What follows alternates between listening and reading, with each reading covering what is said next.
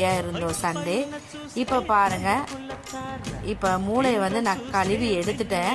ஆட்டு மூளையை வந்துட்டு இதில் வந்து மிளகாத்தூள், உப்பு, கொஞ்சோன்னு பெப்பர் தூள் போட்டு நல்லா விரவிட்டேன், உப்பு போட்டுட்டு. இப்போ அதை வந்து இப்போ நான் ஃப்ரை பண்ணி எடுத்துக்கிறேங்க. பாருங்கள், எண்ணெய் ஊற்றிட்டு ஆல்ரெடி.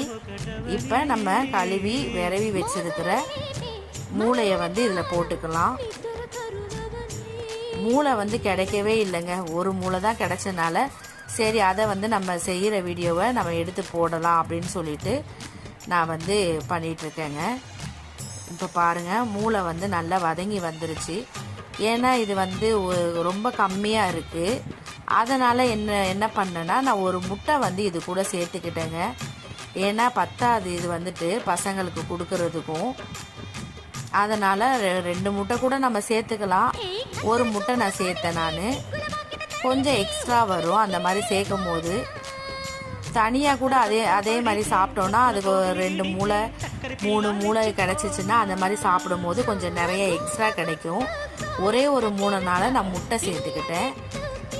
அவ்வளோதாங்க. இங்கே பாருங்கள், வெறும் மிளகாத்தூள், மஞ்சத்தூள், உப்பு, பெப்பர் போட்டு நல்லா வதக்கி எடுத்தாச்சு. கொஞ்சம் லெமனும் பக்கத்தில் வச்சு சாப்பிட்லாம்.